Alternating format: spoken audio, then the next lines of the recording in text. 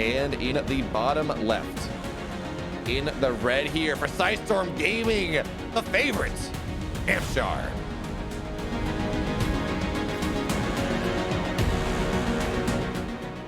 Yes, and his opponent in the upper right, down in the group. He's got to make a comeback right now, and this is a great way to start it off. For Root Gaming, it is Rob. And I am very excited for this because I'm seeing, oh no, I thought there was going to be a Forge. No, that's a third gateway, and that means there's going to be a fourth gateway. And while it isn't quite as pretty as the Cocoa Flower, this is still beautiful. This comes straight from the soul. I can tell you that Rob, in his heart, are actually 4 proxied gateways. Yeah, that sounds about right. This is a wonderful bouquet. And if you take it up to your nose, you can see it has notes of oak and honey.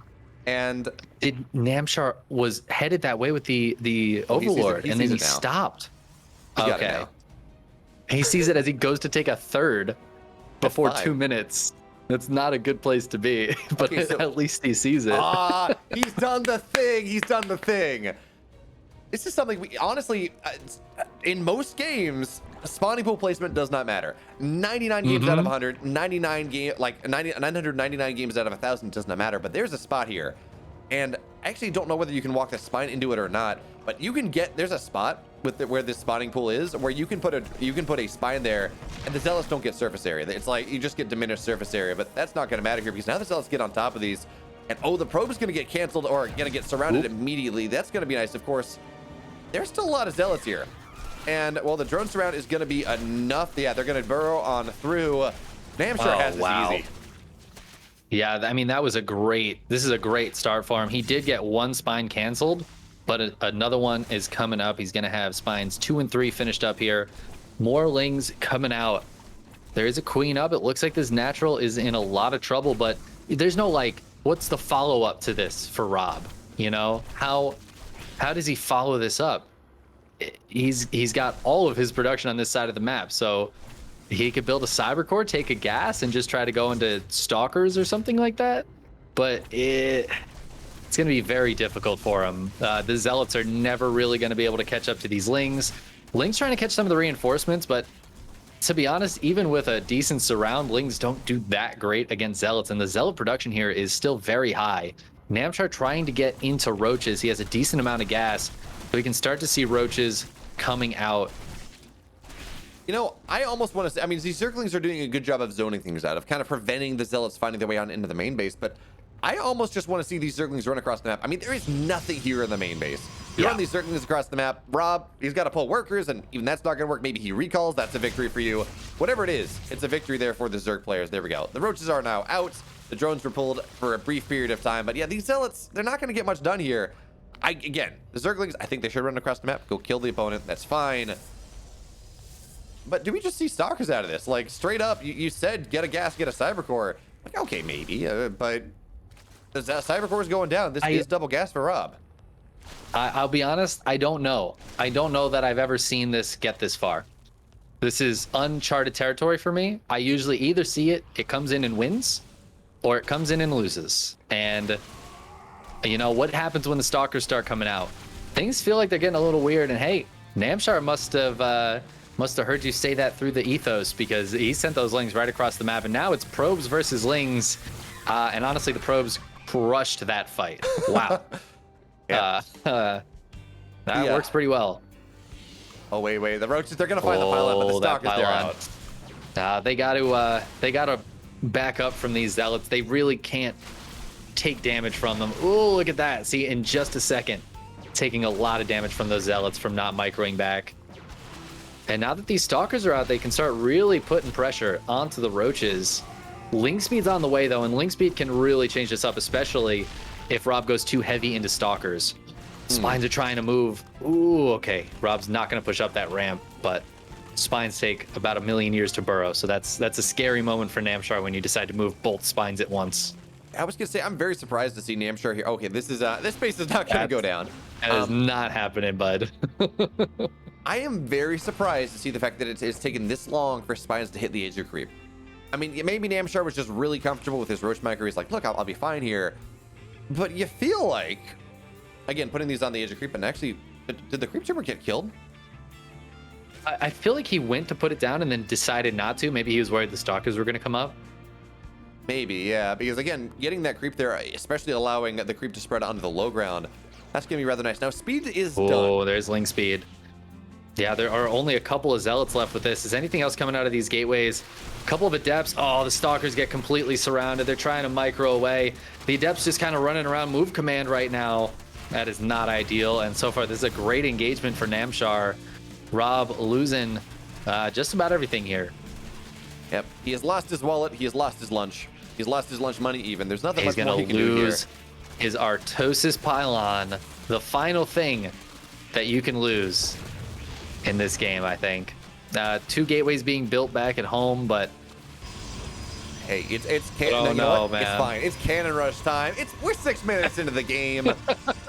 4 gate is how What this time game it started. is? It's whatever. We drop a forward. He's gonna cannon rush the natural that comes from Namshar because hey, you know what? There's not a lot of creep there yet. Okay, realistically, these are going to be defensive cannons, I think. I don't know what the point is. I think at this point, when you have committed this much, it doesn't matter what happens anymore. But, you know, you never know. I mean, he's going to try to take a base. And to be fair, Namshar's is only just finishing up. So, like, I guess so. But what do you do when there's 14 Lings and 6 Roaches on the map? Your opponent already has a couple of queens out, and you're stuck on one base, not even able to finish this. He's going to have to cancel it as these Lings get here. I mean, And he's still got no units. That was just shield battery. You're right. Shield batteries are pretty good.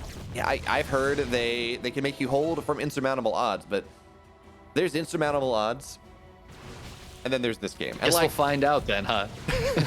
right? You know, If you can hold through insurmountable odds, this will be the game to tell us whether or not that's true. Because this is, I think if this wasn't, you know, a big tournament, Rob would be out of this game by now. You know, this is like that pylon dies, usually you're just gonna tap out. But Rob, you know what? He's a fighter. He's got that heart of a champion. He says, I'm not giving up just because you killed my cheese. To be fair, he killed a base. He kept Namshar on one base for a very long time.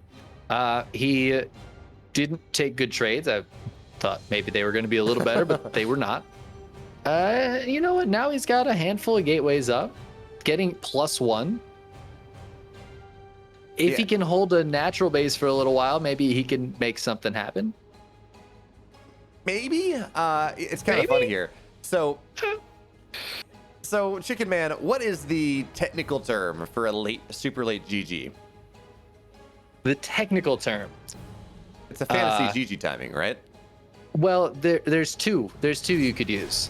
You could either say fantasy GG or a blind GG. I think both are very apt. And usually I'd go based on whatever race they're playing. But with Protoss, you know, you could go either direction with it fairly. Well, the point I'm trying to make here, right? You want to talk about fantasy GGs. The term for the late GG is just the same term for Rob's hopes in this game, right? It's a fantasy. And I wish I could say otherwise, but look, he's down 20 workers. He's down a base. He does have +1. Maybe that's going to be something here. He does not have a Templar. He has a Templar Archives, but Blink is only just now getting started. And I love what Namshar's doing. He's like, look, I probably can't break you here. That's the one way I maybe lose this game, right? Force fields and shield batteries, cannons, whatever. Ooh, cheeky little run by, but yeah, I think you're right. He's just, Namshar's playing it safe. He's getting into lair, roach speed, +1. The plan, at least from what I can tell, is going to be, I'm going to make so many roaches that there's just nothing you can do about it. And I don't know what Rob can do about it. Yeah. No, what I was going to say, though, until Namshar decided not to do it, is he's like, look, only way I lose is if I try to break you and it doesn't work. I'm just going to sit here and I'm going to own every little bit of vision outside of your entire map, and I'm just not going to let you leave. Right? I'm going to sit you there in the contain, but of course he ran the Zerglings in, and he lost his cordon of vision. But look, 58 workers are here. Roach speed is just about done. +1's just about done. We got a bunch of Ravagers on the way. Namshar is fully mining because, of course, it's 10 out of 8 there. He's going to be fine on that one. Fully mining off of 3 bases. And now is the time. You want to talk about Roach sledgehammers. Well, I think this is have you seen those videos, right, where you see a pneumatic press go applied to get applied to something? Yeah. Uh-huh. Yeah, this is not the sledgehammer of Zerg. This is the pneumatic press of Zerg. Yeah. Well, I'm a little bit worried that Rob is standing right in that pneumatic press. Well, you know, most objects for like a second or two, they're fine. They survive the thing, and then it immediately, you know, they get flat. But they survive for a second or two. As we're gonna have to see whether Rob can do the same. This third base, I don't see a world in which this third base gets saved. But we're gonna have to see whether Rob can maybe pull magic out of a hat. I mean, he's got one disruptor popping out, and those are pretty magic units. I don't know about the 60 supply difference right now, but maybe. I'll give it a solid maybe on that disruptor killing 60 supply of units by itself. The Lings come back for the run by. 14 probes have gone down. That was terrifyingly close. But then Namshar comes in with a flank of an even bigger army on the left side of the screen. And that is going to be GG. Rob, you know, he dug his heels in and he tried to just hold on, make that game go as long as possible. But turned out that was not good enough. He was not able to rob Namshar of a game 1 victory. And now it's game 2, and the map's even bigger, which means the cheese is even spicier, right? That's how that works? That's definitely how that works. The larger the map, it's like the more, you know, pepper flakes you can fit into that cheese. So it's very spicy. Very, very spicy.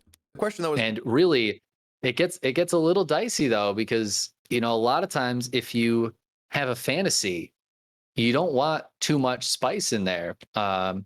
Because I don't really like to put peppers into my Fanta, and a whole sea of it just full of peppers. That seems like too much. That was a reach, but I'll allow it. Anyways, you know what? I don't know what to say. The idea of a sea of Fanta in my head is just do not like that one. But what I do the question like, is, what flavor is it? It's obviously it's up orange for you Fanta. to decide. Like, let's be real here. Come on. I mean, we're talking about some disturbing images in my head, but at least at the very least, it will be the better Fanta. Anyways, we're gonna have to see who's the better. We now established who is the better Fanta. Now we need to establish who's the better player. Game number 2 is on Juggernaut. Let's do that.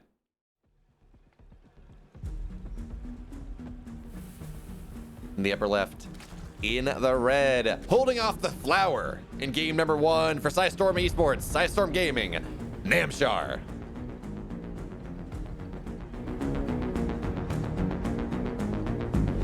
And his opponent in the lower left, trying desperately to get his second map win of the entire group stage. For Root Gaming, it is Rob.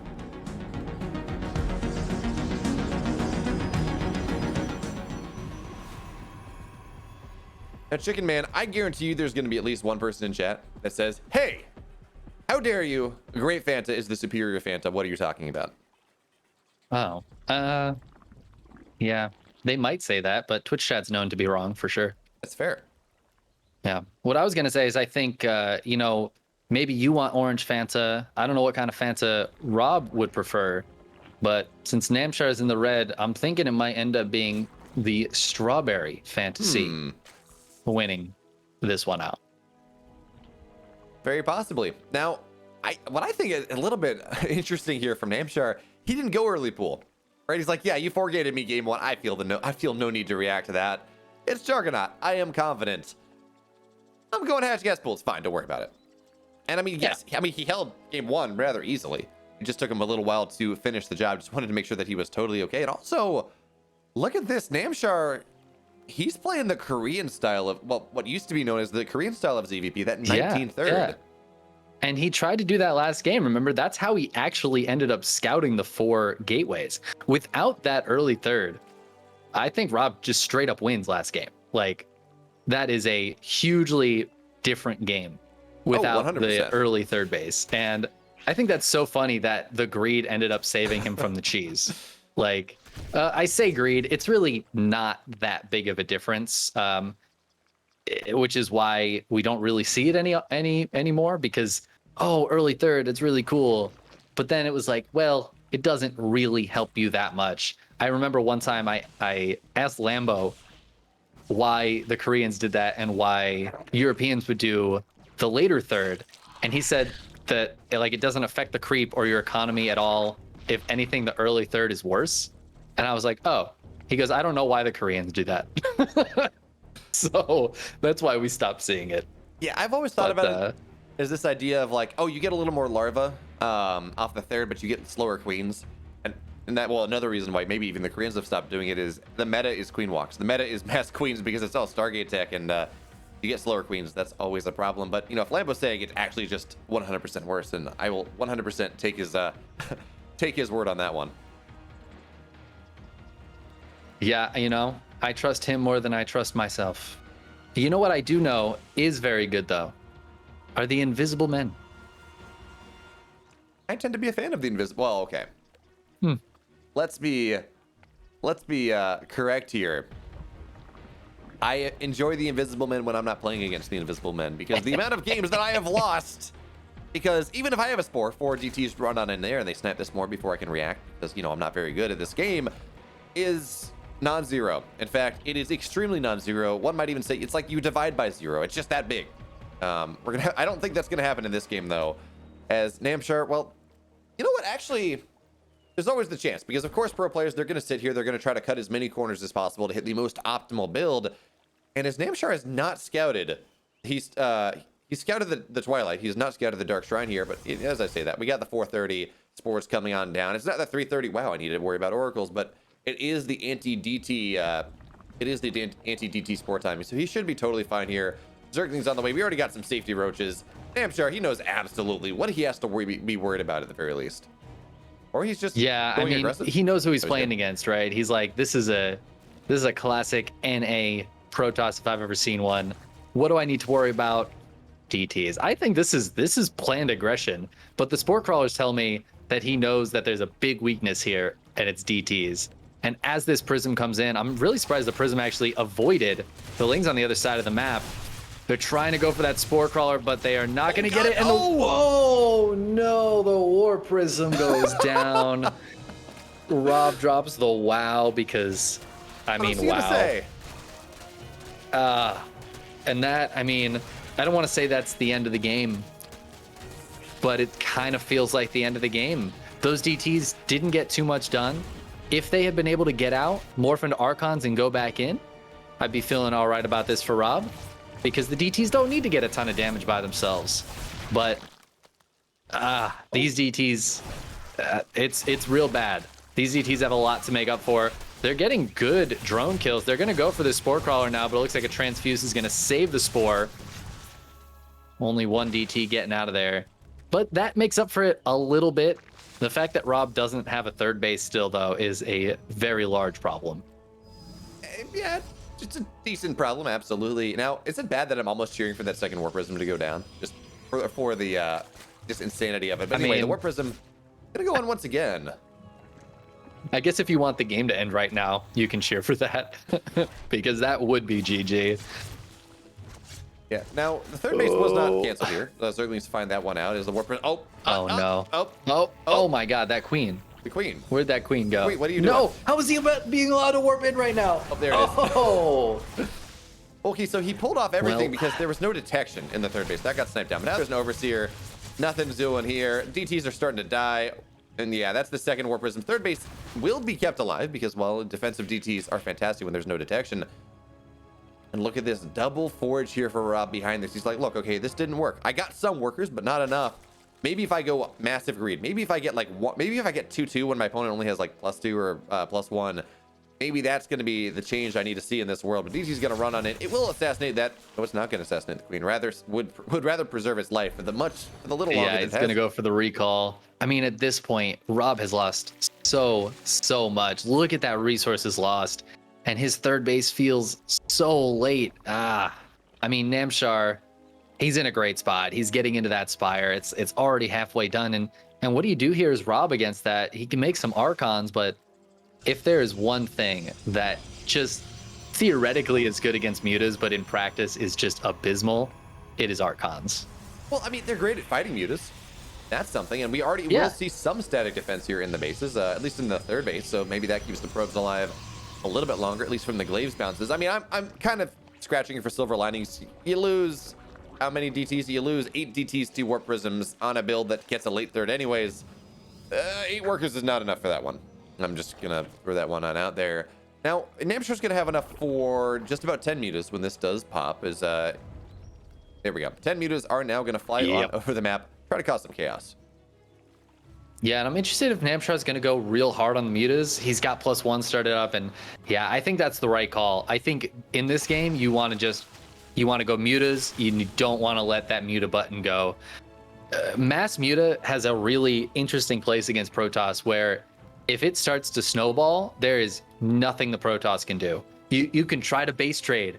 You can try to get Phoenix out. You can try this and that, but unless you are significantly higher level than your opponent, the mutas will just snowball and end up winning that game. And I think Namshar is in prime position to just make nothing but mutas.